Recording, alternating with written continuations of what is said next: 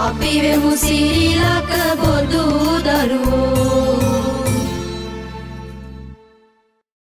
පෙරවන් සරණයි දරුවනේ. ඔබ එක්ව සිටින්නේ DP Education දහම් පාසල සමග. දහම් පාසල අවසාන ශ්‍රේණියේ බෞද්ධ සංස්කෘතිය විෂයෙහි අද අපි කලා ශිල්ප පැත්තට තමයි අවධානය යොමු කරන්නේ. බෞද්ධ කලා ශිල්ප. කලා ශිල්ප කියන විෂය ගත්තොත් දරුවනේ බුදුදහම කලාව ප්‍රතික්ෂේප කරපු දහමක් නෙමෙයි. බුදුදහම තුල කලාවට ඉඩක් තිබෙනවා.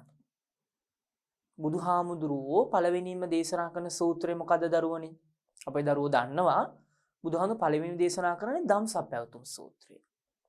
ධම්සප්පවතුන් සූත්‍රයේදී බුදුහාමුදුරුවෝ දුකට හේතුව, දුක නැති කිරීම මාර්ගය.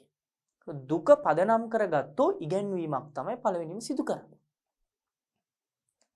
දෙවෙනිට සිද්ධ කරන අනත්ත ලක්ෂණ සූත්‍රය එහිදී දේශනා කරන අනිත්‍ය දුක්ඛ අනාත්ම ලෝකේ අස්ථාවර බව. මෙන්න මෙහිම දහමක කලාව, సౌందර්යය, රසාස්වාදයේ, රසවින්දනයට ඉඩක් තිබෙනවාද? ඔව්. බුදුදහමේ කලාව රසිකත්වය තියෙන්නේ එක දෙයක් මත. ඒ තමයි විරාගය. අනිත් කලා ශිල්ප ඔක්කොම පදනම් වෙන්නේ රාගය මත. බෞද්ධ කලාව රසවින්දනය ඇති වෙන්නේ විරාගය මත. ඒතර විරාගය පදනම් වූ කලාවක් තමයි බුදුදහම තුල අන්තර්ගත වෙන්නේ. බුදුහාමුදුරුවෝ කොයිතරම් කලාකාමී, රසකාමී, සාහිත්‍යවාදී කෙනෙක්ද කියන එක බෞද්ධ ත්‍රිපිටකයෙන් අපිට පේනවා. උන්වහන්සේ පරිසර సౌందර්යය, ඒ වගේම නිර්මාණාත්මක సౌందර්යය. දැන් පරිසර సౌందර්යය කොයිතරම් ඉහිණින් අගය කරාද කියනවනම් බෝසත් සිරිත, ඒ වගේම බුද්ධ චරිතය ආශ්‍රිත ප්‍රධාන සිදුවීම් රාශියක්ම සිද්ධ වෙන්නේ ස්වභාවික පරිසරය ආශ්‍රය. පළවෙනි ධර්මදේශනාව සිද්ධ කරන්නේ එලිමහනි, බරණැස, මිගදායි. ඒ වගේම බුද්ධත්වයට පත් වෙන්නේ ඇසතු බෝධි වෘක්ෂය මූලයේ වනස්පතියක් පාමුල. උපත සිදු වෙන්නේ සල් උයනක. පරිනිර්වාණය සිද්ධ වෙන්නේ මල්ල රජදරුවන්ගේ උපවර්තන ශාල වන උද්‍යාන. ජීවක කෝමාර බච්ච වගේ පිරිස් බුදුහාමුදුරන්ට පූජා කරන්නේ ජීවක අඹ වනේ. අඹ ගස් වලින් පිරුණු වනය. ජේතවනය වගේ ආරාම ගත්තොත් ඒවා ගොඩනැගිලි සංකීර්ණ නෙමෙයි. පරිසරය හා බද්ධ වූ ස්වභාවික సౌందර්යයෙන් පරිපූර්ණ ස්ථාන. ඒ බුදුහාමුදුරුවෝ අපේ දරුවෝ දන්නවා පරිසරයත් එක්ක අත්‍යන්ත බැඳීමක් තිබුණු ශාස්ත්‍රඥ වහන්සේ නම. උන්වහන්සේ පරිසරය සංරක්ෂණයට අදාළ ශික්ෂා පවා පනවනවා. ඒතර පේනවා පරිසර సౌందර්යය. නිර්මාණාත්මක సౌందර්යය. පංචසික කියන දිව්‍ය ගහන්ධර්වය. සක්‍රයගේ වීණා වාදකයා. පංචසික. ප්‍රේම ගීයක් නිර්මාණය කරනවා. ඒ බුදුහාමුදුරුවෝ අගය කරන ඒ රසය කියලා කියන්නේ ඒ මාධුර්ය, එකට එකක් ගැලපෙන, ශබ්දයට ගැලපෙන, තනුවට ගැලපෙන පදගත් සංගට්ඨනාව. මෙන්න මේ විදිහට එහි තියෙන පරිපූර්ණ බව, ගීතවත් බව බුදුහාමුදුරුවෝ අගය කරනවා. ඒ సౌందර්යය අගය කරපු ශාස්ත්‍රඥ වහන්සේ නමක් තමයි බුදුහාමුදුරුවෝ. බුදුහාමුදුරුවෝ සෞන්දර්ය අගය කළේ විරාගය මත. මහරහතන් වහන්සේලා සෞන්දර්ය අගය කළේ විරාගය මත. ඒතර රාගයෙන් තොර සෞන්දර්යය ඊටාම චමත්කාරයි. බුදුදහම සෞන්දර්යයට ලබා දෙන තැන කොයි වගේද කියන එක අපේ දරුවන්ට තේරෙනවා. ඒ බෞද්ධ කලාව බිහි වෙන්නේ අන්නේ පදනමේ සිට. ඒ අපි හොඳින් තේරුම් ගත යුතුයි. අද අපේ පාඩම වෙන්නේ බෞද්ධ මූර්ති කලාව කියන පාඩම. මූර්ති කලාව ගත්තහම විවිධ මූර්ති තියෙනවා. දැන් ගොඩක් ආගම් ගත්තොත් තමන්ගේ ශාස්ත්‍රූන් වහන්සේ ප්‍රතිමාවකින් නිරූපණය කරලා තියෙනවා. සමහර ලෝකයේ ආගම් එහෙම ශාස්ත්‍රූන් වහන්සේ ප්‍රතිමාවකින් නිරූපණය කරන්නේ නැහැ. හින්දු ආගම වගේ ආගම් වල දේව මණ්ඩලය විශාලයි. ඒ දෙවියන් නිරූපණය කරන්නේ ප්‍රතිමාවකින්. මානවාකාරයේ ප්‍රතිමාවකින්. ඒතර මේ දෙවියෝ කොයිතරම් අලංකාරවත් විභූෂණයන්ගේ ආභරණ වලින් සරසලා නිරූපණය කරලා තිබෙනවා. අපි දන්නා දරුවනේ හින්දු කෝවිලකට ගියොත් එහි තියෙන ප්‍රතිමා ඉතාම අලංකාරවත්, ලස්සනයි, වර්ණවත්, විචිත්‍රයි, මනස්කාන්තයි. ඒ වගේම කතෝලික දහම තුල ඒ ශාස්ත්‍රූන් වහන්සේ ප්‍රතිමාකාරයෙන් නිරූපණය කරලා තිබෙනවා. බුදුදහම තුලත් අපේ ශාස්ත්‍රූන් වහන්සේ අපි ප්‍රතිමාකාරයෙන් නිරූපණය කරලා තියෙනවා. බුදු පිළිමය තමයි අද අපේ පාඩම. බුදු පිළිමය කියන එක දරුවනේ අපේ හැම ගෙදරකම, අපේ දරුවන්ගේ සෑම ගෙදරකම බුද්ධ ප්‍රතිමාවක් තිබෙනවා. පන්සල්වල විවිධ බුද්ධ ප්‍රතිමා හිටි පිළිම විදියට, හිඳි පිළිම විදියට, සැතපෙන පිළිම විදියට, උස ප්‍රමාණවල විවිධත්වයකින් කුඩාම බුද්ධ ප්‍රතිමාවේ සිට අහස සිපයන හිටි පිළිම දක්වා පන්සල්වල තියෙනවා. අපේ දරුවන්ගේ ගෙවල් වල බොහෝ විට හිඳි පිළිමයක් තමයි දකින්න ලැබෙන්නේ. එහි විවිධ හස්ත මුද්‍රා, විවිධ ආසන දකින්න පුළුවන්. ඒතර බුද්ධ ප්‍රතිමාව නිවසක අපේ ප්‍රධාන අංගයක්. අපි දන්නවා දරුවනේ ගෘහ ප්‍රවේශයේදී ගෙදරකට අලුතෙන් යනකොට පළවෙනිම ගෙනියන වස්තුන් අතර ප්‍රමුඛම දේ බුද්ධ ප්‍රතිමාව. අලුත් නිවසකට බොහෝ දෙනෙක් තෑගි දෙන්නේ බුද්ධ ප්‍රතිමාවක්.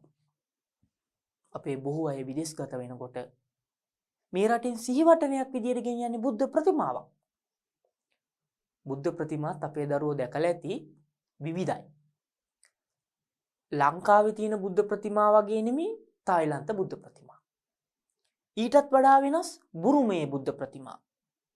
ඊටත් වඩා වෙනස් මහායාන බුදුදහම ව්‍යාප්තෝ චීන, ජපාන්, කොරියානු බුද්ධ ප්‍රතිමා. ඒ බුද්ධ ප්‍රතිමා තේරවාද බුද්ධ ප්‍රතිමා වලට වඩා බොහෝ වෙනස්කම් දකින්න ලැබෙනවා. ඒතර බුද්ධ ප්‍රතිමා වගේම බෝධිසත්ව ප්‍රතිමා තියෙනවා. බුද්ධ ප්‍රතිමාව තමයි වඩාත්ම පැරණි. ඉන් පස්සේ කාලේ තමයි බෝධිසත්ව ප්‍රතිමාව ආරම්භ වෙන්නේ. ඒක පැහැදිලිව පේනවා. අපේ රටිනොත් පුරාවිද්‍යාත්මකව හමුවන ප්‍රතිමා අතර පැරණිම බුද්ධ ප්‍රතිමාව. ඉන් අනතුරුව කාලයේ තමයි බෝධිසත්ව ප්‍රතිමා කුෂ්ඨරාජගල, බුදුරුවගල වගේ තැන්වල අපිට ලැබෙන්නේ. හැබැයි මේ මහායාන බලපෑමත් එක්ක තමයි බෝධිසත්ව ප්‍රතිමා අපිට ලැබෙන්නේ. බුදු පිළිමය කියන එක අපිට අත්‍යන්තයෙන් බැඳුණු දෙයක්. රාජ්‍ය ස්ථානයකට ගියත් පාසලක බුදු මැදුරක් තියෙනවා. ඒ බුදු මැදුර බුදු පිළිමයක් තියෙනවා.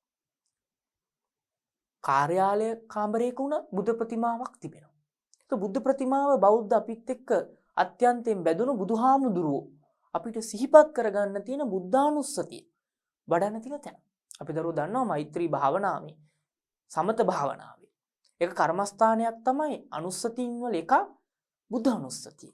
ඒක බුද්ධානුස්සතියේ බුදුහාමුදුරුවෝ මෙනෙහි කරන්නේ අපිට නිමිත්තක් විදිහට, කම්මට්ටාහනයක් විදිහට ගන්න පුළුවන් බුද්ධ ප්‍රතිමාව.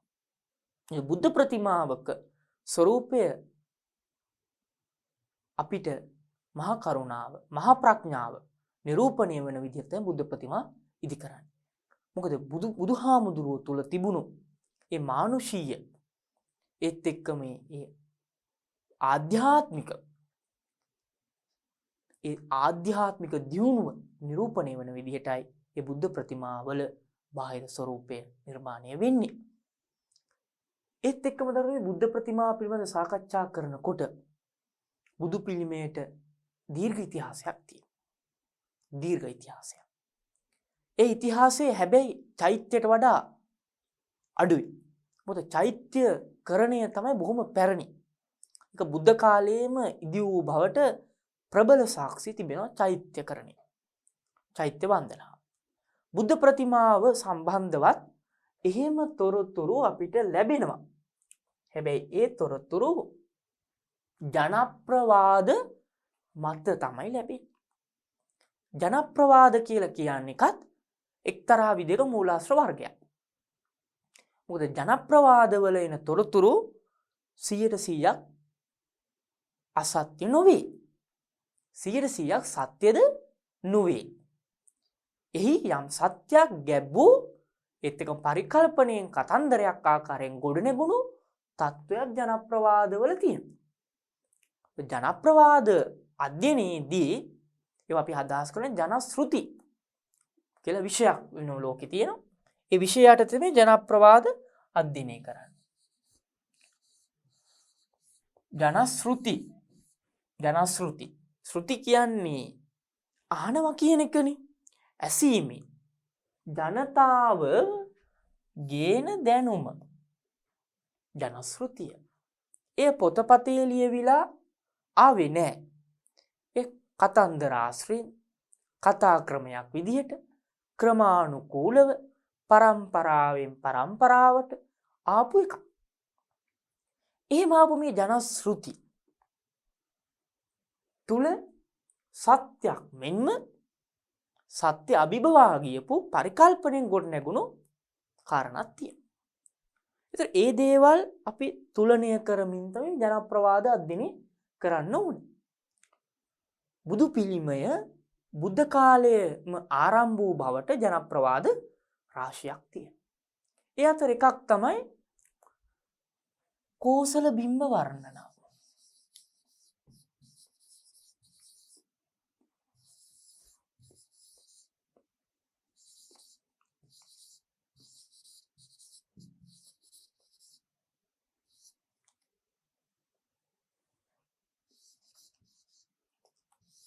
වර්ණනා කෝසල බිම්බ වර්ණනා. කෝසල බිම්බ වර්ණනා කියලා කියන්නේ බිම්බ කියන්නේ ප්‍රතිමාව කියන අදහස. කොසල් රජුරු අපේ දරුවෝ දන්නවා බුදුහාමුදුරුවෝ සමකාලීනව කොසල් රට පාලනය කරපු රජුරුවන්ට අපි කියන්නේ කොසල් රජුරු. කොසල් රජුරුවේ බුදුහාමුදුරුවෝ අතර ඊටාම සමීප සම්බන්ධතාවක් තිබුණු බව අපිට බෞද්ධ සාහිත්‍යයේ පේනවා. කෝසල සංයුත්තයක්ම සංයුත්ත නිකායේ තියෙනවනේ. සූත්‍ර 25කට. ඒතර මේ කෝසල සංයුත්තේ කොසල් මහ රජුරුවෝ හිටියේ කොසල් රටේ. ජේත කුමාරයාගේ ජේතවනාරාමය අනේපිරිසුතුමා ඉදි කරන. ඒ ආරාමයේ ජේතවනාරාමයේ පිහිටලා තියෙන කොසල් රටේ. බුදුහාමුදුරු වැඩි කාලයක් වස් කාලය ගත කරේ අපේ දවස් ජේතවනාරාම. මේ ජේතවනාරාමයේ බුදුහාමුදුරු වැඩ ඉන්න කාලේ බුදුහාමුදුරු සම්බන්ධ චිත්‍රයක් කොසල් මහ රජුරුවෝ සතුව තිබුණු බවට සාධක කොසලින් වර්ණනාවේ සඳහන් වෙනවා. හැබැයි මේ ලංකාවෙන් හමුවන පශ්චාත් කාලීන පුස්කොළ පොතක්. අද මේ මුද්‍රිත පිටපතක් විදිහට ඇවිල්ලා තිබෙනවා. මේ කෝසල බිම්බ වර්ණනාව තොරතුරු ජනප්‍රවාදමය තොරතුරු. ඒ කියන්නේ ජනප්‍රවාද. බුදු පිළිමේ බුද්ධ කාලයේම නිර්මාණය වූ බවට ජනප්‍රවාද අපේ රටේ විතරක් නෙමෙයි. ඒක අපේ රටේ ජනප්‍රවාද. ඒ බුරුමෙත් තියෙනවා. ජපානෙත් තියෙනවා. තායි රටෙත් තියෙනවා. ඒ රටවල අයටත් ඒ ජනප්‍රවාද ගිහිල්ලා තියෙනවා. සමහර විට මේ ජනප්‍රවාද ಭಾರತයේ ඉන්දියාවේ ආරම්භ වෙලා අපේ රටට ව්‍යාප්ත වෙන්න ඇති. ඉතින් බුදුහාමුදුරුවෝ එකපාරටම ඇයි මේ ප්‍රතිමාවක් ආකාරයෙන් දකින්න අවශ්‍ය උනේ? ඇත්තටම අපි කෙනෙක් ජීවතුන් අතර ඉන්න කාලෙ තුල ප්‍රතිමා ඉදි කරන්න එච්චර නැඹුරු වෙන්නේ නැහැ. අපි දන්නවා අනගාരിക ධර්මපාලතුමා සම්බන්ධ ප්‍රතිමා විවිධ නගරවල තියෙනවා. ඒ ප්‍රතිමා ඉදි වෙන්නේ අනගාරි ධර්මපාලතුමාගේ සේවාව අවසන් වෙලා එතුමා අවසානයේ පැවිදි වෙලා අපවත් වුණායින් පස්සේ. සමහර රාජ්‍ය නායකයෝ සම්බන්ධ ප්‍රතිමාත් ඉදි වෙන්නේ බණ්ඩාරනායක ප්‍රතිමාව වෙන්න පුළුවන්. W.W. කන්නංගර මෙතුමාගේ ප්‍රතිමාව වෙන්න පුළුවන්. මල්ලසේකර මෙතුමාගේ ප්‍රතිමාව වෙන්න පුළුවන්. ලලිත ත්‍රාමුදලි මෙතුමාගේ ප්‍රතිමාව වෙන්න පුළුවන්. මේ ප්‍රතිමා ඉදි වෙන්නේ ඒ අය මිය පරලොව ගියන් පස්සේ. කෙනෙක් ජීවත්ව ඉන්න කාලය තුල ප්‍රතිමාවක් ඉදි කරන්න නැඹුරු වෙනව අඩුයි. මොකද ඔහු අපිට පේන්න ඉන්නවා. පේන්න ඉන්නවා. පියවැයට දකින්න පුළුවන්. එතකොට ඒ අවශ්‍යතාවය මතුවෙන්නේ ඒ කෙනාගේ අභාවයෙන් පස්සේ. ඒක කොයි ආගමටත් පොදුයි. තමන්ගේ ශාස්ත්‍රූන් වහන්සේ අභාවයට පත් වුණාම තමයි කොයි ආගමෙත් ප්‍රතිමා ඉදි කරන්න පටන් අරගෙන තිබෙන්නේ. ඒ ඉදි වෙන්නේ කොහොමත් බුදුහාමුදුරුවෝ පිරුවම් පාවෙන් පස්සේ බුදුහාමුදුරුවෝ අනුදැන වදාරන්නේ මහා පරිනිර්වාණ සූත්‍රයේදී ධර්ම විනය ශාස්ත්‍රෝන් වහන්සේලා ස්ථාපා කරනවා. ඒ ධර්ම විනය තුලින් බුදුහාමුදුරුවෝ දකින්න පුළුවන්. හැබැයි එය මේ අපේ පිය විහයට දකින්න බුදුහාමුදුරුවෝ නෙමෙයි. මනසට ගෝචර වෙන බුදුහාමුදුරුවෝ. පිය විහයට බුදුහාමුදුරුවෝ පෘථග්ජන මිනිස්සුන්ට දකින්න අත්‍යවශ්‍යයි. නැත්නම් ඒක අශාස්ත්‍රික ශාසනයක් බවට පත් වෙනවා. ශාස්ත්‍රූ වහන්සේ නම නොමැති හිස් බවක් දැනෙනවා මිනිස්සුන්ට. ඒ හිස් බව නැති කරන්න, ඒ හුදකලා බව නැති කරන්න අවශ්‍ය එක්තරා නිමිත්තක් විදිහට බුද්ධ ප්‍රතිමාව අපිට ගන්න පුළුවන්. ඒතර බුද්ධ ප්‍රතිමාව අපිට පැහැදිලිව නිගමනය කරන්න පුළුවන්. බුද්ධ කාලයෙන් පසුව ප්‍රභව වෙන්න ඇති. චෛත්‍යෙම නෙමෙයි. චෛත්‍ය බුදුහාමුදුරුවෝ වැඩ ඉන්න කාලෙම ඉදි කරන්න අනුදැන වදාරලා තියෙනවා.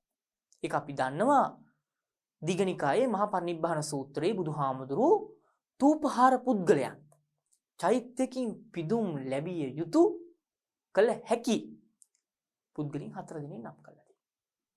බුදු, පසේ බුදු, මහරහතන් වහන්සේලා, ඒ වගේම චක්‍රවර්ති රජු.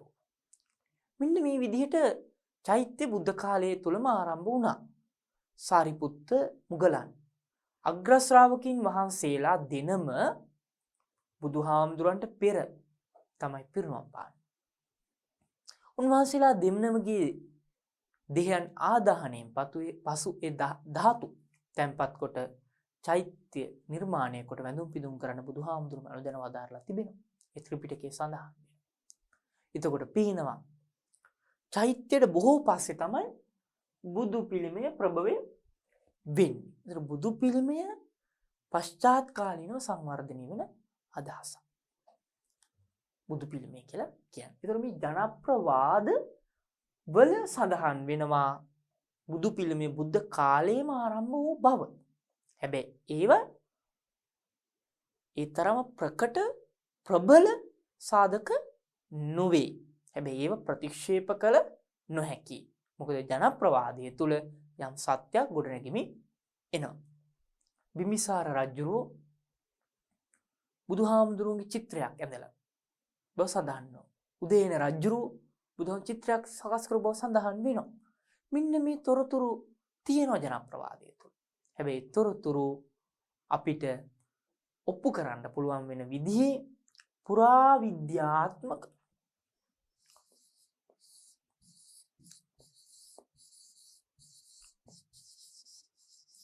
පුරාවිද්‍යාත්මක සාධක හමුවන්නේ නැහැ. බුද්ධ ප්‍රතිමාවේ ආරම්භය සම්බන්ධව දරුවනි ප්‍රධාන මතවාද කීපයක් තියෙනවා.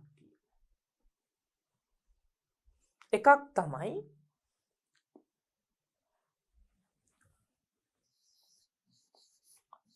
ගන්ධාරය ආශ්‍රයෙන් බුද්ධ ප්‍රතිමාව ආරම්භ වුණා කියන එක. ගන්ධාර කලාප. ගන්ධාර කියන්නේ ප්‍රාන්තයක්, ප්‍රදේශයක්, සොළොස්මහා ජනපද එකක් ගන්ධාරය. මේ ගන්ධාර ප්‍රදේශයේ වයඹදිග ඉන්දියාවේ ඉහළට වෙන්න පිටා තිබෙන්නේ. මේ වයමදිග ඉන්දියානු ප්‍රදේශවලට ග්‍රීක ආභාසය එනවා. ග්‍රීක බොරු සංක්‍රමණය වන ප්‍රදේශයක්. ග්‍රීක ප්‍රතිමාවේ ආභාසයෙන් ගන්ධාර ප්‍රතිමා කලාව දියුණු වෙනවා. ගන්ධාරය තුල ඇතිවන බුද්ධ ප්‍රතිමාව ග්‍රීක ප්‍රතිමාවල ආභාසයෙන් ගොඩනැගෙන බව පේන එක ගන්ධාර සම්ප්‍රදාය. මතුරා සම්ප්‍රදාය එය ඉන්දියානු සම්භවයක් සහිතව ඉන්දියානු යක්ෂ ප්‍රතිමාවල ආභාසයෙන් ගොඩනැගෙනවා කියන අදහස.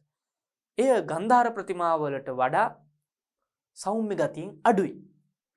ඒත් එක්කම ඒ දෙකටම අතරමැදිව ගොඩනැගෙන දකුණු ඉන්දියානු ආන්ද්‍රා නැත්තම් දකුණු ඉන්දියානු බුදු ප්‍රතිමා සම්ප්‍රදාය තවත් එක් සම්ප්‍රදායක්. මෙන්න මේ විදිහට ප්‍රතිමා සම්ප්‍රදායන් තුනක් තිබෙනවා. සමහර උගතුන් දරුවනේ ගන්ධාරය පැරණි බව, සමහර අය මතුරාව පැරණි බව, සමහර අය ආන්ද්‍රාව තුල බුද්ධ ප්‍රතිමාව පළමු ආරම්භ වූ බව මතවාද දක්වලා තියෙනවා. තවත් සමහර උගතුන් සිරි ගුණසිංහ මහාචාර්යතුමා වගේ අය අපේ දරුවෝ නම් මතක තබා ගත යුතුයි. මහාචාර්ය සිරි ගුණසිංහ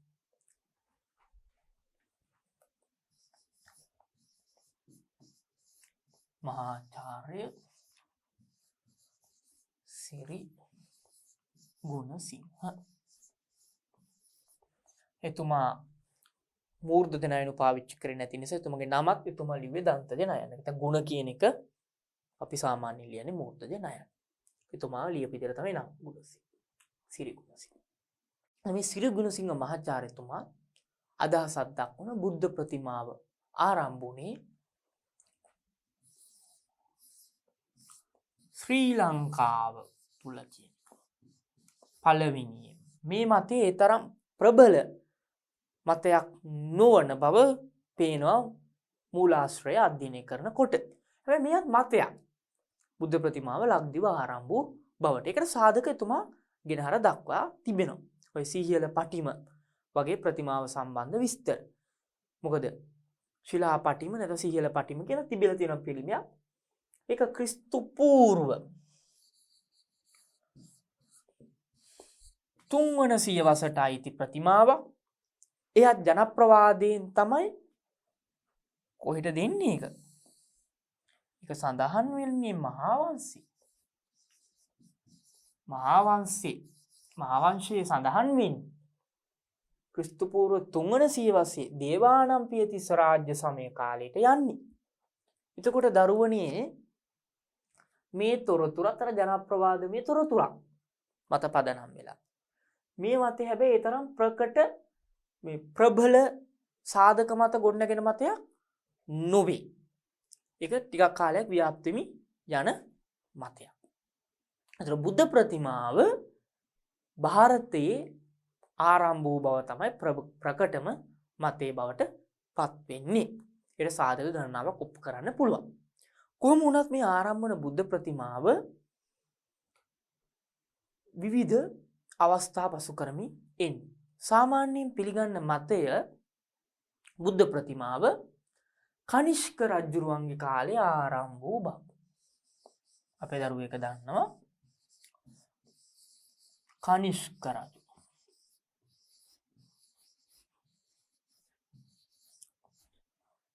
කනිෂ්ක රජු. මෙතුමා සර්වාස්තවාද බෞද්ධ. සර්වාස්තවාද කියලා කියන්නේ තේරවාදයේම ගුරුකුලයක් වුණු වෙනත් නිකාය. තේරවාදයටම අයිති වෙනස් ආගමික සම්ප්‍රදාය. මෙතුමා තමයි කුණ්ඩලවන විහාරයේ කාශ්මීරයේ කුණ්ඩලවන විහාරයේදී හතරවෙනි ධර්ම සංගායනාව නැත්තම් මේ සර්වස්තවාද සංගායනාව සඳහා අනුග්‍රහය දක්වනවා. මෙතුමා ඒ කාසි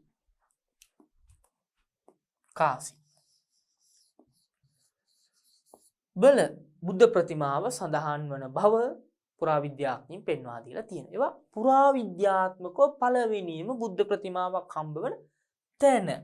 එය ක්‍රිස්තු පූර්ව 5 වන සියවස දක්වා දිව යනවා. ටික පැරණි හම්බෙන ප්‍රතිමා වලින් පුරාවිද්‍යාත්මක ඔප්පු කරන්න පුළුවන් තැන. මෙතන තමයි අපි සාමාන්‍යයෙන් ආරම්භය කනිෂ්ක රජ්ජුරුවන්ගේ කාලෙට අපි යනවා. කනිෂ්ක රජ්ජුරුවෝ තමයි බුද්ධ ප්‍රතිමාවේ ආරම්භක අවස්ථාව නියෝජනය කරන්නේ. එතුමාගේ කාසියවල. ඒවා සාමාන්‍යයෙන් මේ කාසියවල තියෙන බුද්ධ ප්‍රතිමාව ගන්ධාර සම්ප්‍රදායේ බුද්ධ ප්‍රතිමාව අර ග්‍රීක ටෝගාවක ස්වරූපයෙන් චීවරයේ දැරීම් කියන එක අපිට දකින්න පුළුවන්. ඒතර මෙන්න මේ ගන්ධාර සම්ප්‍රදාය මොකද කනිෂ්ක රජුරුවෝ කාශ්මීර ගන්ධාර ඒකාශ්‍රිත ප්‍රදේශ. ඒ බලපෑම එල්ල වෙනවා. මොකද විශේෂයෙන් මතුරාවට වඩා බලපෑම එල්ල වෙන්නේ ගන්ධාරය හරහා. මේ කනිෂ්ක රජුරුවන්ගේ කාසිවල බුද්ධ ප්‍රතිමා. ඒත් එක්කම එතුමා හොඳ බෞද්ධයෙක් විදිහට ධර්ම ව්‍යාප්තියට කටයුතු කරන කෙනෙක්. එතුමා විභාෂා ග්‍රන්ථ විභාෂා කියන්නේ අටුවා ග්‍රන්ථ කරපු ඒ සඳහා අනුග්‍රහය දක්වපු කෙනෙක්. මෙන්න මේ විදිහට ගත්තාම බුද්ධ ප්‍රතිමාව සාමාන්‍යයෙන් ක්‍රිස්තු පූර්ව පළවන සියවසේ සිට ආරම්භ වූ බව පේන්න තියෙන. ඒක බුදුහාමුදුරුවෝ පිරිනුවම් පාලා අවුරුදු 600ක් 500ක් විතර පස්සට ඇවිල්ලා. දීර්ඝ කාලයකට පස්සේ. මොකද එකපාරට බුදුහාමුදුරුවෝ සම්බන්ධව ප්‍රතිමාවක් ඉදි කරන්න මිනිස්සු මැලි වුණා. මොකද අංගුත්තර නිකායේ බුදුහාමුදුරුවෝ අප්පටිමයි කියලා තියෙනවා. අප්පටිම. අප්පටිම කියලා කියන්නේ ප්‍රතිමාවක ස්වරූපයෙන් නිරූපණය කරන්න බෑ කියන අදහස. මොකද බුදුහාමුදුරන්ගේම දේශනාවක් තියෙනවා බුදුහාමුදුරුවෝ අච්චරිය මනුස්සෝ. ඔය දෝන සූත්‍රේ දෝන බමුණ අහන බුදුහාමුදුරන්ගේ පාසටහන දැකලා නේද? බුදුහාමුදුරුවෝ වැඩම කරපු මාවතී ද්‍රෝණ කියන බමුණා සමුද්‍රිකා ශාස්ත්‍රයේ පරතරයට ගියපු දෙහ ලක්ෂණ විද්‍යාව හොඳින් දන්න බමුණි. ඔහු මේ පාසටහන දැකලා කල්පනා කරන මේ පාසටහනේ තියෙන 108ක් මගුල් ලකුණු. ශ්‍රීපතුලේ 108ක් මගුල් ලකුණු තියෙනවා. නද වට දෙකේ සස නේද? විදිහ. භද්‍ර පීඨේ විදිහ. මේ මගුල් ලකුණු දැකලා මේ එසේ මෙසේ කෙනෙකුගේ පාසටහනක් නෙවෙයි. මේ සුවිශේෂී පුද්ගලයෙකුගේ පාසටහනක් කියන අදහසින් ඒ පාසටහන් දිගේ යනකොට ඒ පාසටහන් වල හිමිකරු ලෝතුරා තථාගත බුදු පියාණන් වහන්සේ ගහක් මුල වැඩ ඉන්නවා. දැකලා බුදුහාමුදුරෙන් අහන ඔබ මිනිස්සෙක් නෑ, දෙවියෙක් නෑ, ගාන්ධාරවෙක්, නාගයෙක්, යක්ෂයෙක් නෑ. එන ඔබ කවුද? ආශ්චර්ය මනුස්සය. ආශ්චර්යවත් මනුස්සය. ඒ කියන්නේ මිනිසුන් අතර හැදී වැඩි මිනිසුන් අතර මේක මඩ වගුරක් මේ ක්ලේශයෙන් භරිත සමාජයේ පද්මය නෙළුම් මල මේ මඩවල නොගෑවි ඉහළට මතුවෙලා පිපිලා සුවඳ හමන්නේ යම්සේද අන්න ඒ වගේ තමයි බුද්ධ පద్මාකාර ජීවිතේ බුදුහාමුදුරුවෝ.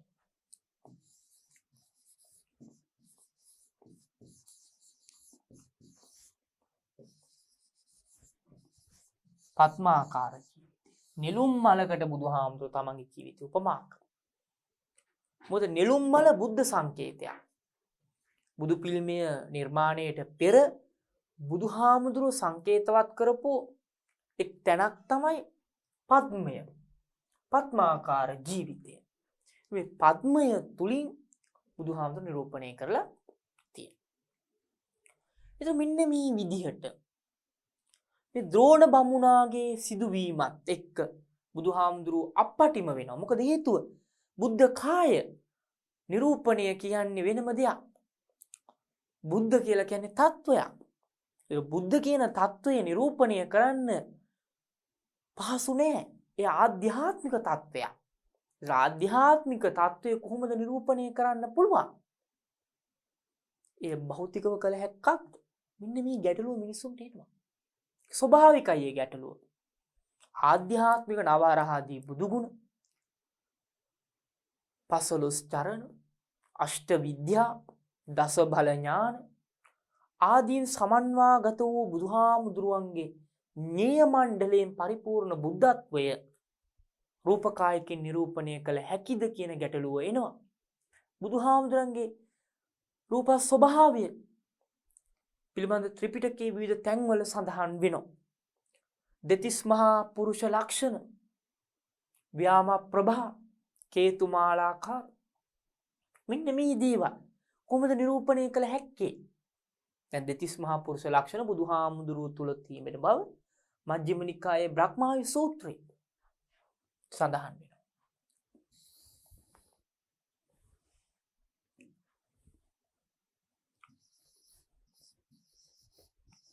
බ්‍රහ්මායු සූත්‍රය මජ්ක්‍ධිම නිකායේ මේ සඳහන් වෙනවා දෙතිස් මහා පුරුෂ ලක්ෂණ 32ක් මහා පුරුෂයෙකුට පිහිටන ලක්ෂණ. මහා පුරුෂයෙකුට පිහිටන ලක්ෂණ. මේ මහා පුරුෂ සංකල්පය කියන අදහස මහා පුරුෂ සංකල්පය. අපි දන්නවා නරසිංහ ගාථාවල මේ මහා පුරුෂ ලක්ෂණ කියවෙනවා. වීසති වීසති සේත සුදන්තෝ නේද? මේ විදිහට බුදුහාමුදුරන්ගේ මෙන්න මේ ස්වરૂපය කොහොමද නිරූපණය කළ හැක්කේ? ඒ ඊටම අභියෝග කර අවස්ථාවක් කලාකරුවෙකුට. ඒ කලාව තුලින් මේ බුද්ධ නේය මණ්ඩලයත් දෙහ ලක්ෂණ කොහොමද නිරූපණය කළ හැක්කේ? ඒ අභියෝගයක්. ඒතර මේ අභියෝගයට එකපාරම කලාකරුවෙක් මුහුණ දුන්නේ නැහැ. අදත් අපි දන්නවා බුද්ධ ප්‍රතිමාවක නේත්‍රා ප්‍රතිෂ්ඨාපනය කියන කාර්යය ඊටාම යතු කර්මත් එක්ක බැඳුණු ඊටාම සංකීර්ණ ඒ වගේම අවධානයෙන් පේ වෙලා සිද්ධ කළ යුතු කාර්යයක්. නේත්‍රා ප්‍රතිෂ්ඨාපනය අද කාලේ පවා.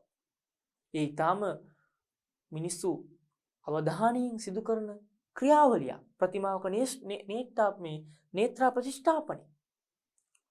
එතකොට මුල් කාලේ බුද්ධ ප්‍රතිමාව නිර්මාණයට කොයිතරම් මිනිස්සු මැලි වෙන්නේ නැද්ද? බිය වෙන්නේ නැද්ද? මන්දෝත්සහයි වෙන්නේ නැද්ද? මේ මොකද ත්‍රිපිටකාගත ඉගැන්වීමුත් එක්ක ධර්මයේ බුදුහාමුදුරුවෝ සම්බන්ධ තියෙන ස්වභාවයත් එක්ක. ඉතින් මෙන්න මේ නිසා ප්‍රතිමා ඉදිවීම ටිකක් ප්‍රමාද වුණා. ප්‍රමාද වෙනවා. ඒක තමයි ස්වභාවය. ඒත් එක්කම බුදු පිළිමය කෙරවීමට තහනමක් විවිධ. එහෙම තහනමක් බුදුදහමේ ඍජුව සඳහන් වෙන්නේ නැහැ. හැබැයි බුදුහාමුදුරුවෝ ජීවත්ව ඉන්නකොට ප්‍රතිමාවක් නිර්මාණය වුණේ නැහැ. ඒක අපි දැන් පැහැදිලිව අවබෝධ කරගෙන තිබෙන්නේ. හැබැයි බුදුහාමුදුරුවෝ තුල තිබුණ ප්‍රධාන ලක්ෂණ දෙකක්. එකක් තමයි මහා කරුණාව. අනිත් එක දරුවනි මහා ප්‍රඥාව. මෙන්න මේ කාරණා දෙක. මහා කරුණාව, මහා ප්‍රඥාව. මහා කරුණාව කියලා කියන්නේ හැමෝටම තියෙන කරුණාව නෙමෙයි, විශේෂණයක් තියෙනවා මහා. ඒ කියන්නේ දැන් අපේ කරුණාව පුද්ගලානුබද්ධයි. පුද්ගලයාගෙන් පුද්ගලයාට වෙනස්. දැන් මවක් තුල දරුවාට තමන්ගේ දරුවාට තියෙන කරුණාව සහ වෙනත් දරුවාට තියෙන කරුණාව දෙකක්. ඒ බුදුහාමුදුරුවෝ තුල රාහුල කුමාරයාට දේවදත්ත හාමුදුරුවන්ට සුනීත සෝපාකලට රජුමාලාට මේ සියලු දෙනාටම තිබුණු කරුණාව එක හා සමානයි. සමානයි. ඒකේ විෂමත්වයක් නැහැ. ලෝකේ සියලුම සත්වයන්ට නාලාගිරි ඇතාට පවා ඒ කරුණාව සමානයි. අඟුලිමාලට පවා සමානයි. අන්න ඒක තමයි මහා කරුණාව. මහා ප්‍රඥාව. ඒ බුද්ධ ඥානය. ප්‍රතීත සමුප්පාද න්‍යාය අවබෝධය. දුක නැති කරන ආසවක්ඛ්‍ය ඥානය. මෙන්න මේ ඥානය මහා ප්‍රඥාව. කොහොමද ප්‍රතිමාවකින් නිරූපණය කරන්නේ? ඒතර මෙන්න මේ අභියෝග දෙක බුදුහාමුදුරුවෝ තුල තිබුණු මහා කරුණාව, මහා ප්‍රඥාව. මේ දෙක කොහොමද ප්‍රතිමාවකින් නිරූපණය කරන්නේ? ඒ පහසු කාර්යයක් නොවේ. ඒ ආධ්‍යාත්මික නිපුණතා කෙසේද දක්වන්නේ? ඒ අපහසුයි. දැන් අපි දන්නවා අනුරාධපුර මහාමීග වනයේ වැඩ සිටින සමාධි බුද්ධ ප්‍රතිමාව. මහා කරුණාවේ ප්‍රතිමූර්තියක් විදියටයි සලකන්නේ. ඒ අනුරාධපුර කලාකරුවා ඒ බුදුහාමුදුරන්ගේ මහා කරුණාව ශ්‍රේෂ්ඨමාර්ථයක් කොහො එලි දක්වන්න උත්සුක වුණා. එය සිදු වුණා. වීරත්වයේ බුදුහාමුදුරුවන්ගේ දස බලධාරී භාවය අවකන බුද්ධ ප්‍රතිමා වහන්සේගෙන් නිරූපණය කළා. මේ සෑම ගුණයක්ම එක ප්‍රතිමාවක ගොනු කරන්න බෑ. ඒ විවිධ ප්‍රතිමාවල විවිධ විදිහට. දැන් අවකන ප්‍රතිමාවේ වීරත්වය, ශාක්‍ය සිංහ ලීලාව වගේ දේවල් නිරූපණය කළා. සමාධි බුද්ධ ප්‍රතිමාව ඊට වඩා වෙනස්. මේ මහා කරුණාව නිරූපණය කළා. මෙන්න මේ විදිහට. ඒතර අපිට දරුවෝ තීරුම් ගත යුතුයි මේ ප්‍රතිමා නිර්මාණය ටිකක් ප්‍රමාද වී ආරම්භ වූ බව. බුදුරුව නොවූ යුගයක් තිබුණා. බුදු පිළිම නොතිබුණු කාලයක්. ඒ කියන්නේ බුදුහාමුදුරුවෝ වැඩ ඉන්න කාලේ බුදුරුව තිබුණේ නැහැ. ඒ තිබුණු බවට සාධක තියෙන ජනප්‍රවාදවල. ඒ තොරතුරු නිල වශයෙන් අපට පුරාවිද්‍යාත්මකව ඔප්පු කළ නොහැක. එහෙම සාධක පුරාවිද්‍යාත්මක බුද්ධ ප්‍රතිමා ලැබිලා නැහැ. හැබැයි එතනින් පස්සෙත් කාලයක් බුද්ධ ප්‍රතිමාව නොතිබු බව පේනවා. හොඳම අවස්ථාව තමයි ක්‍රිස්තු පූර්ව 3 වන සියවස. මා නිතරම මතක් කරන සියවස. මේ සියවස. ಭಾರತයේ අශෝක අධිරාජ්‍ය රාජ්‍යත්වයට පත් වෙනවා නේද?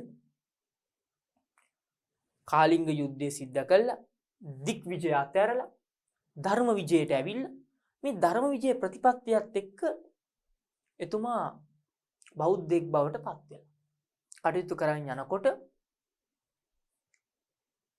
එතුමාට බුද්ධ ප්‍රතිමාව පිළිබඳ අදහස ඇති වෙනවා. මොකද එතුමා තමයි මේ දකුණු බුදුදහම තේරවාද විභජ්‍යවාද සම්ප්‍රදාය ලෝකයට ව්‍යාප්ත කරන්න කටයුතු කරන පාලකයා. එතුමාගේ ගිරිලිපිවල තියෙන රටවල් 18කට බුද්ධ ධර්ම ගෙනිච්චා කියලා. අපේ රටේ මහා වංශ, සමන්ත පාසාදිකාදී වංශ කතාව රටවල් 9ක් ගැන සඳහන් කරනවා. මේ ලේඛන දෙකම ගත්තොත් මේ දෙකෙන් බහුතරයක් අයිති වෙන්නේ ಭಾರತೀಯ භූමියටමයි. ಭಾರತයටමයි. ಭಾರතයෙන් පරිබාහිර භූමි කීපයක් තියෙනවා. එක ස්වර්ණ භූමි, අද අපි හඳුන්වන තායිලන්ත බුරුම සීමාව, තඹපන්නි දීප, යෝනක දේශ කියන ස්ථාන කීපය. අනිත් දේවල් වනවාස, හිමවත, මජ්ක්‍ධිම දේශ, අපරන්තක දේශ ආදී දේවල් ಭಾರತය භූමිය ඉන්දිය උපමහද්වීපය ඇතුළෙම පිහිටපු ස්ථාන. ඉන්දිය උපමහද්වීපය තුළම පිහිටපු ස්ථාන. එතකොට මෙන්න මේ අශෝක අධිරාජ්‍යයා ಭಾರතයෙන් බාහිර ප්‍රදේශවල බුද්ධහම ව්‍යාප්ත කරන්න කටයුතු කරනවා. එතුමාගේ කාලේ මහා කාල කියන නාගරාජයා බුදුරුවක් අශෝක අධිරාජ්‍යගේ මාලිගාවේදී මවා දැක්වුවක් කියලා. මේ මහා කාල නාගරාජයා කල්පයක් අවශ්‍ය තිබිච්ච කෙනෙක්. පොඩි කාලයක් නෙමෙයි. මෙසේ කාලයක් නෙමෙයි. කොච්චර කාලයක්ද? කල්පයක්. කල්පයක්. ආයු කල්පයක් නෙවෙයි ඊට වැඩි කල්පයක්. කල්පයක් ජීවත් වුණු කෙනෙක් මේ නාගරාජයා. මේ ප්‍රවෘත්තිය තියෙන්නේ අපේ රටේදී ලියවුණ බුද්ධඝෝෂ හාමුදුරුවෝ ක්‍රිස්තු වර්ෂ 5 වන සියවසේ ලියපු සමන්ත පාසාදිකා.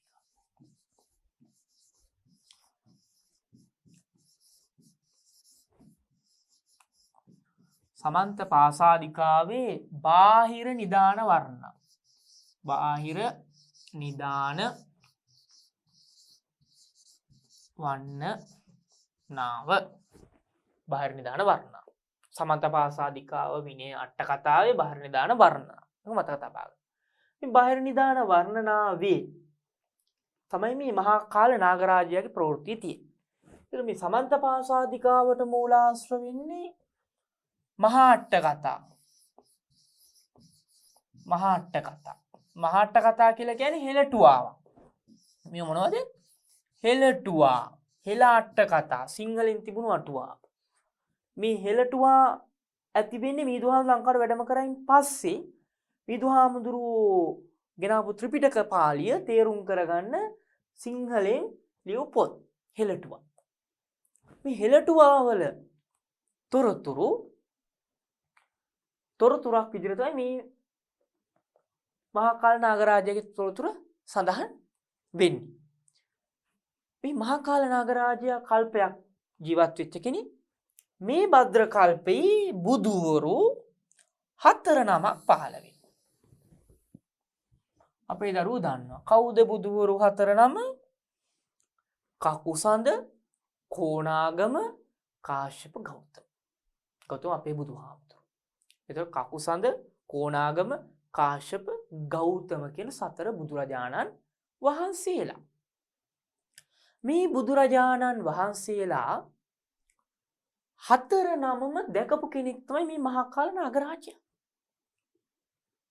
ඒ නාගරාජයාට එ르දියෙන් මවන් පෙන්වන්න පුළුවන්ලු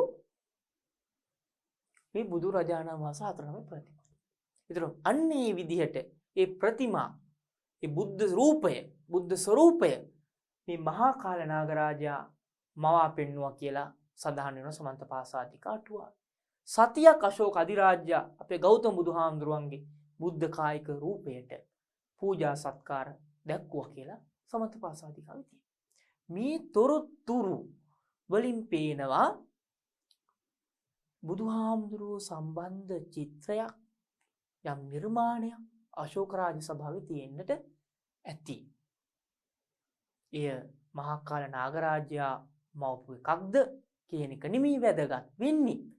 ඒ ප්‍රවෘත්ති අනුව අපිට තේරුම් ගන්න පුළුවන් බුදුහාමුදුරුවන්ගේ රූපකාය, බුද්ධ ස්වභාවය චිත්‍රයකට හෝ යම් කිසි නිර්මාණයකට ගොඩනගලා තිබුණා.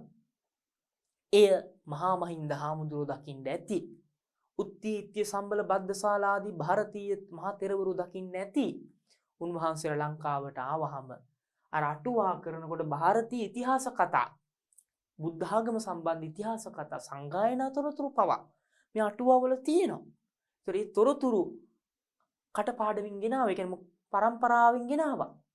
ඒ තොරතුරු ගෙනල්ලා අර මහා අට්ඨ කතාවේ මම පෙර මෙතන සඳහන් කරා අපේ දරුවෝ දකින්න ඇති මේ තියෙන මහා අට්ඨ කතාව. මෙන්න මේ මහා අට්ඨ කතාවේ ඇතුළත් කළා.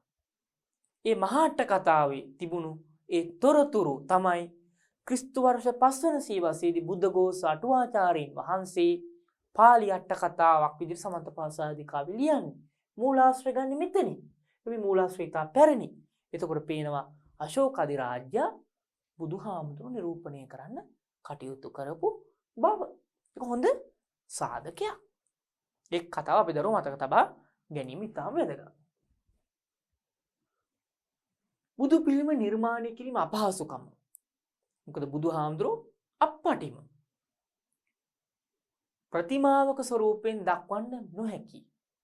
බුදුහාමුදුරුවෝ දකින්න ඕන නම් බුදුහාමුදුරුවෝ දේශනා කරේ කොහොමද? වක්කලි හාමුදුරුවන්ට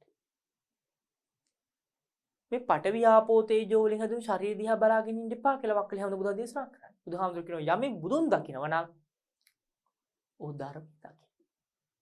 ධර්මයේ දකින කෙනා තමයි බුදුහාමුදුරුවෝ දැක්ක වෙන්නේ. ඒක ධර්මය කියන්නේ මොකද්ද? පටිච්චසමුප්පාද ධර්මයේ.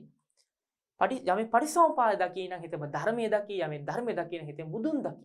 මේ න්‍යාය අනුව බුදුහාමුදුරුවෝ අගය කළේ නියම විදිහට බුදුන් දැකීම යනු ධර්මයේ දැකීමයි. ධර්මයේ දැකීම කියන්නේ මොකද්ද? පටිච්චසමුප්පාද ධර්මය. හේතුඵල න්‍යාය. ලෝකේ පවතින සනාතන සත්‍ය. ලෝකේ සියලු දේක පැවැත්ම පිළිබඳ අදහස. මෙන්න මේ ලෝක සත්‍ය සනාතන ධර්මය දැකීම තමයි බුදුන් දැකීම. එතකොට බුදුහාමුදුරුවෝ ප්‍රතිමාකාරයෙන් දකින්නට වඩා බුදුහාමුදුරුවෝ ධර්මයේ තුලින් දැකීම තමයි උසස් කොට සැලකුවේ. මේ නිසා බුදු පිළිමේ නිර්මාණය කිරීම යම් අපහසු මට්ටමකට ගොඩනැගිලා තිබුණා. බුද්ධත්වයේ මානව රූප කිරීම. බුදුහාමුදුරුවන්ගේ රූපකාය මානව ස්වරූපයකට එනවා. මේකට ප්‍රධාන වශයෙන්ම බලපානවා මේ බුදුහාමුදුරුවෝ ලෝකෝත්තරත්වයට සුවා තැබීම. ලෝකෝත්තර කරන. ඒ කියන්නේ සාමාන්‍ය මානව ස්වරූපයකට බුදුහාමුදුරුවෝ වැඩි හිටිය බව පාලි ත්‍රිපිටකයේ තියෙන්නේ. කොහොමද? එනිජංගම් කිසම්වීරං අප්පහාරං අලෝලුපං. සුත්තනිපාති තියෙන්නේ එහෙම. හේමවත සූත්‍රය. බුදුහාමුදුරුවෝ කිසංග සිරුරක් තිබුණු කෙනෙක් විදියට පැරණිම සූත්‍රවල තියෙනවා. හැබැයි බුදුහාමුදුරුවෝ අපි දන්නවා පිරුණම් පානකොට ඊටාම අසාධ්‍ය රෝගියෙක්. සාමාන්‍ය පුද්ගලයෙක් වගේ මේ රෝගයේ උන්වහන්සේ පැම්පිපාසය දැනෙනවා. ඒ බුදුහාමුදුරුවෝ හිම තිබුණු බුදුහාමුදුරුවෝ මහායානය තුල ත්‍රිකායකට සංවර්ධ ලෝකෝත්තරවාදී තමයි ඒ කරන්නේ.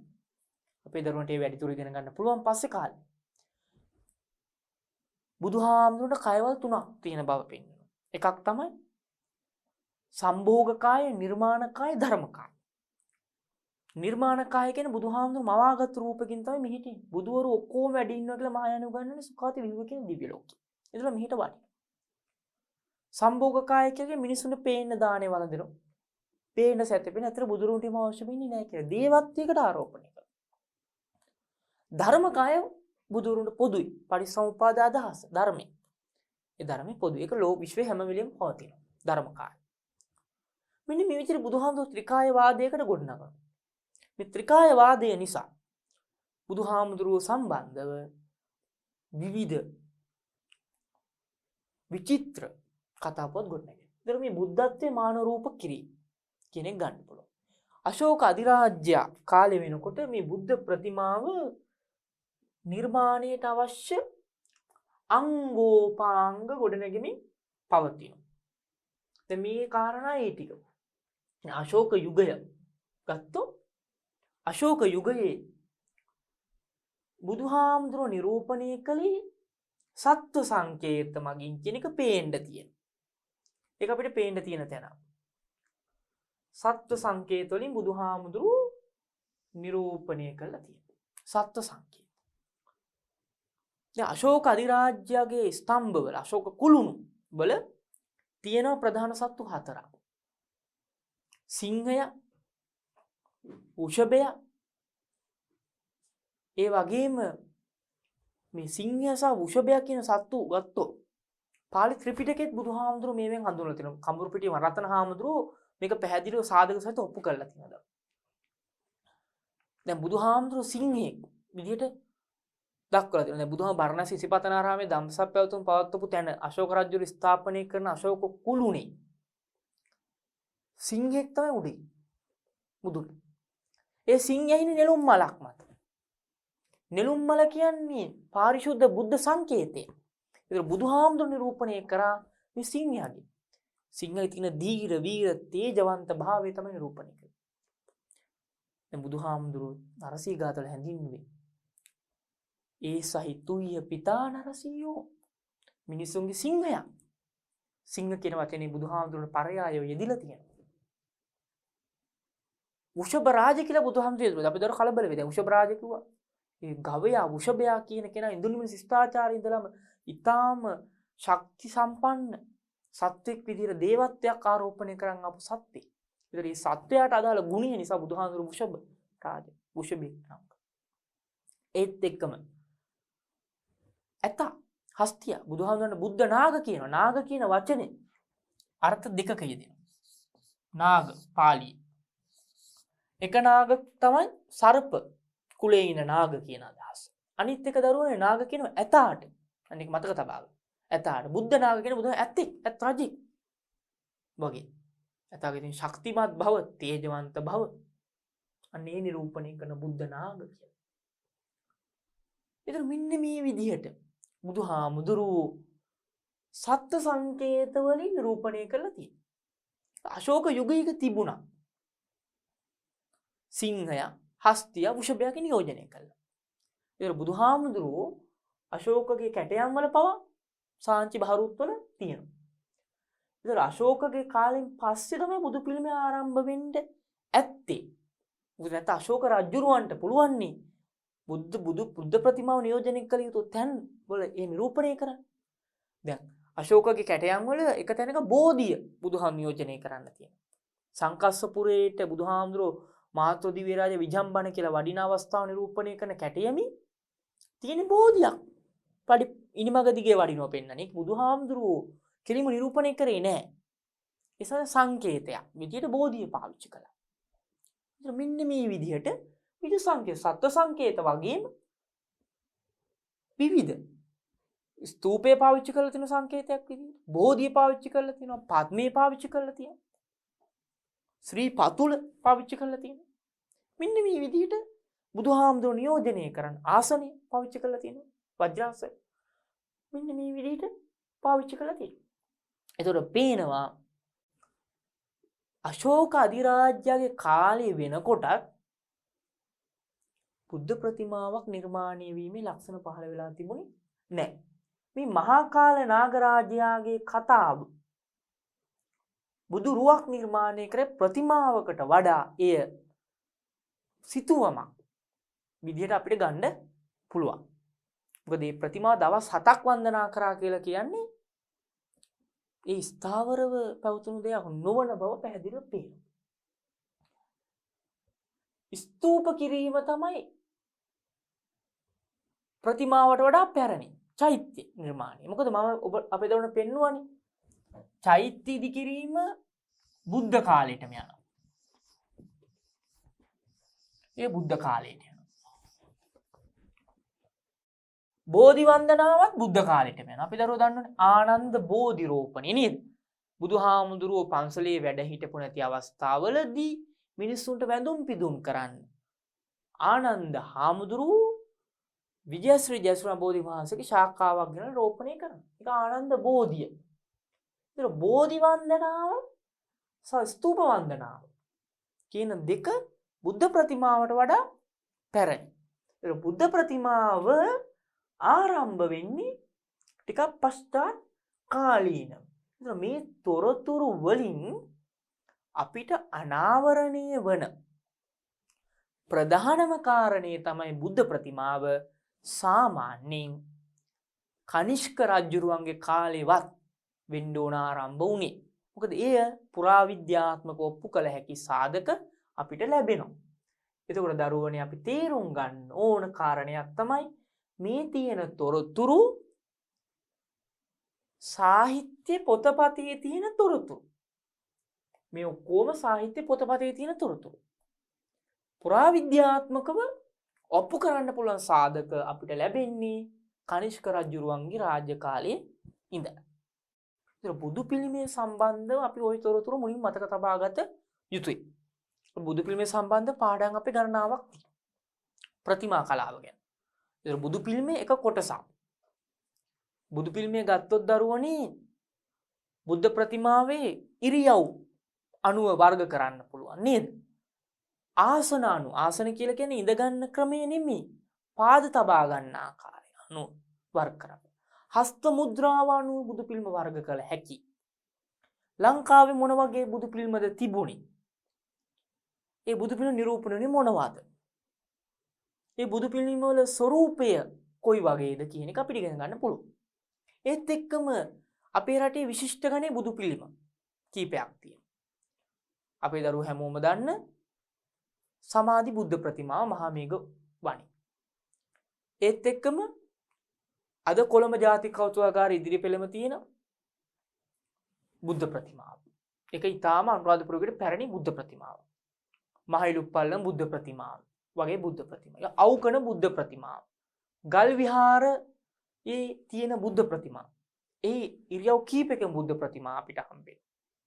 මෙන්න මේ විදිහට බුද්ධ ප්‍රතිමාව සම්බන්ධ අධ්‍යයනයක් අවසාන ශ්‍රේණියේදී ඔබට සිද්ධ කරන්න සිද්ධ වෙනවා. ඒත් එක්කම බෝධිසත්ව ප්‍රතිමාව. ඊට වඩා වෙනස්. බෝධිසත්ව ප්‍රතිමාව. මොකද බුද්ධ ප්‍රතිමාවේ නැති ලක්ෂණ බෝධිසත්ව ප්‍රතිමාවේ තිබෙනවා. ජටාමඩුළු දරලා තියෙනවා, ආභරණ තියෙනවා. බෝධිසත්ව ප්‍රතිමාවේ. ඒතර ඒ දේවල් වෙනයි.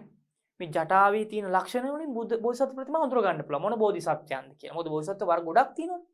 අවලෝකිතේශ්වර සමන් මේ විවිධ බෝධිසත්ව වර්ග. ඉතින් ඒවා අපි ඉදිරියට සාකච්ඡා කරමු. ඒතර මේ බෝධිසත්ව චර්යාව සහ බෝධිසත්ව ප්‍රතිමාව සම්බන්ධව අධ්‍යයනයක් කරන්න ලැබෙනවා. ඒත් එක්කම විවිධ ආගමික සංකේතත් එක්ක ගොඩනැගුණු ප්‍රතිමා කලාවකුත් අපේ තිබෙන. ඒ දේවල් සම්බන්ධව අපි සාකච්ඡා කරමු. ඒතකොට මේ පාඩම ඊටම පුළුල් පාඩමක්. අපි මේ පාඩමේ අද ආරම්භයේ විදිහට මේ ප්‍රවේශයේ බුද්ධ ප්‍රතිමාව කියන එක ආරම්භ වුණේ කොයි විදිහට? එහි පසුබිම සාකච්ඡා කළේ. ඒතකොට දරුවෝ මේ කෙටියෙන් අපේ දරුවෝ මතක තබා ගත යුතුයි. මේ පාඩමේදී ප්‍රමුඛවම බුද්ධ ප්‍රතිමාව කොහොමද ආරම්භ වෙන්නේ කියන කාරණය. එහිදී පළවෙනියෙන්ම අපි සාකච්ඡා කළා ඔබට මතක ඇති මෙන්න මේ කාරණය. ජනප්‍රවාද සම්බන්ධ. ඒ ජනප්‍රවාද ඉතාම වැදගත්. එහිදී ඔබ විශේෂයෙන් මතක තබා ගන්න කෝසල බිම්බ වර්ණනාව කියන දේ. මොකද ජනප්‍රවාද වල තියෙන කාරණා පුරාවිද්‍යාත්මකව ඔප්පු කරන්න අපහසුයි. හැබැයි අපිට සාහිත්‍ය මූලාශ්‍රයක් විදිහට ගන්න පුළුවන්. ඊළඟ බුද්ධ ප්‍රතිමාව ආරම්භ වීම ගැන තියෙන මතිමතාන්තර.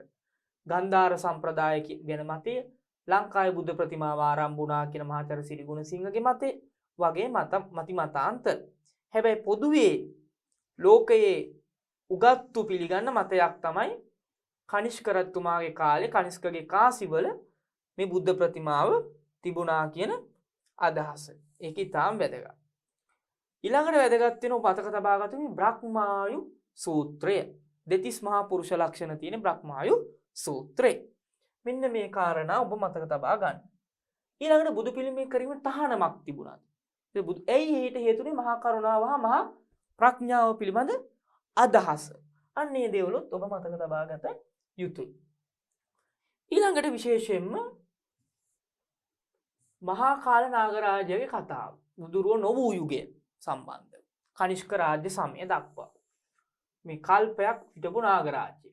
ඒ තොරතුර තියෙන්නේ සමන්තපාසාදිකාවේ බාහිර නිදාන වර්ණනාවේ තමයි තොරතුර තියෙන්නේ. මෙන්න මේ තොරතුර ඔබ මතක තබා ගන්න කියලා ආරාධනා කරමින් බුදු පිළිමේ සම්බන්ධ මේ තොරතුරු විභාගයට පිළිතුරු ලියන්න ඔබට අවශ්‍ය වෙයි.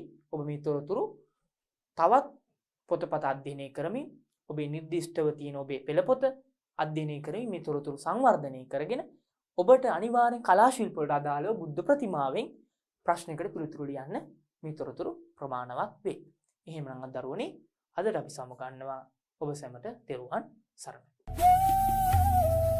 සප්පදානං ධම්මදානං ජිනාති.